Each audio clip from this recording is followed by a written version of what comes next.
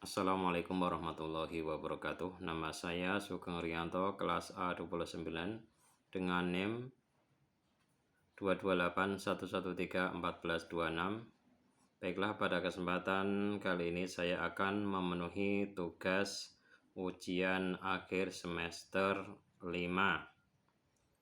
mata kuliah fikih tentang menjawab soal eksplorasi fikih kesehatan. Dalam fikih terdapat ketentuan tentang puasa bagi orang yang sakit.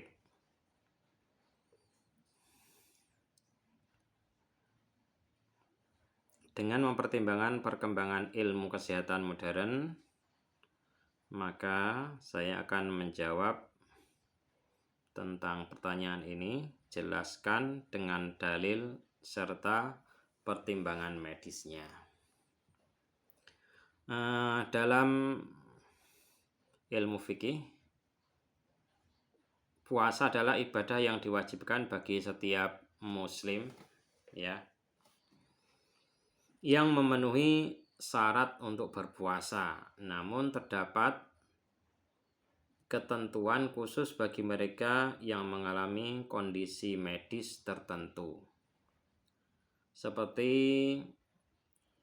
mereka yang terkena diabetes dan gangguan makan. Dalam makanan ini kita akan mengeksplorasi bagaimana kondisi-kondisi ini dapat mempengaruhi hukum puasa seseorang dengan mempertimbangkan dalil-dalil syar'i yang terdapat dalam Al-Quran dan Al-Hadis serta ijma', kemudian pertimbangan medisnya. Yang pertama adalah hukum puasa bagi orang yang sakit. Ya. Dalam Islam, orang yang sakit diperbolehkan untuk tidak berpuasa jika puasa dapat memperburuk kondisi kesehatan mereka, ya.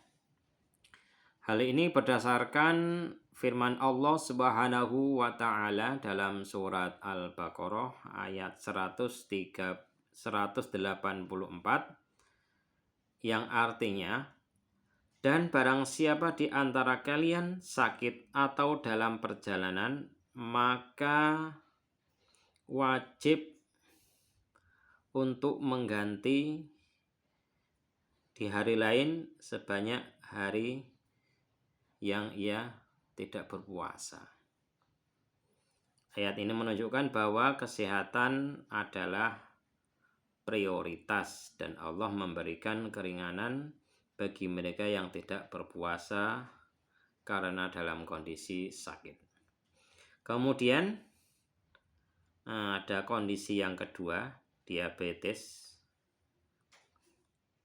Adalah kondisi mereka yang mana medis yang mempengaruhi kemampuan tubuh untuk mengatur kadar gula darah. Terdapat dua tipe diabetes yang umum, yaitu diabetes tipe 1, yaitu penderita harus mengandalkan suntikan insulin, harus disuntik insulin terlebih dahulu untuk mengontrol kadar gula darah, sehingga selama puasa mereka perlu mengatur waktu dan dosis insulin agar tidak mengalami hipoglikemia atau kadar gula darah yang rendah, atau hiperglikemia, yaitu kadar gula darah yang tinggi. Kemudian yang tipe 2, yaitu penderita mungkin menggunakan obat oral atau insulin, ya. Mereka juga harus memantau asupan makanan dan waktu makan untuk menjaga kestabilan gula darah. Penelitian menunjukkan bahwa puasa Ramadan dapat aman bagi penderita diabetes tipe 2 jika mereka mendapatkan edukasi yang tepat dan melakukan kontrol gula darah secara rutin. Kemudian yang ketiga adalah gangguan makan.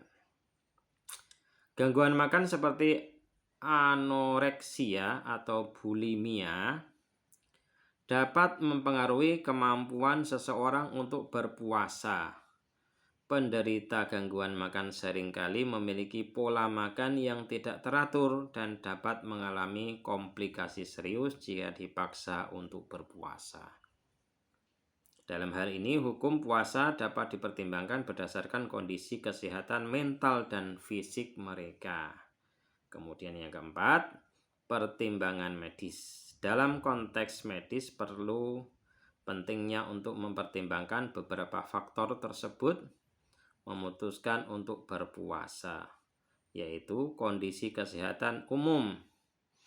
Penderita diabetes dan gangguan makan harus berkonsultasi dengan dokter untuk menilai apakah mereka dapat berpuasa tanpa risiko kesehatan yang serius. Atau pengaturan obat. Bagi penderita diabetes, pengaturan waktu dan dosis obat sangat penting. Obat yang harus diminum harus disesuaikan dengan waktu berbuka dan sahur untuk menghindari komplikasi. Kemudian edukasi dan monitoring. Edukasi tentang pengelolaan diabetes dan pemantauan kadar gula darah selama bulan puasa sangat penting untuk mencegah risiko kesehatan. Jadi intinya, kesimpulan, dalam fikih puasa adalah ibadah yang memiliki ketentuan khusus bagi orang yang sakit. Penderita diabetes dan gangguan makan harus mempertimbangkan kondisi kesehatan mereka dan berkonsultasi dengan tenaga medis sebelum memutuskan untuk berpuasa. Dengan demikian, pendekatan yang tepat, banyak penderita diabetes dapat menjalankan puasa dengan aman. Sementara mereka yang mengalami gangguan makan mungkin perlu mendapatkan keringanan. Demikian penjelasan fikih mengenai puasa bagi orang yang menderita diabetes dan gangguan pencernaan. Semoga bermanfaat. Assalamualaikum warahmatullahi wabarakatuh.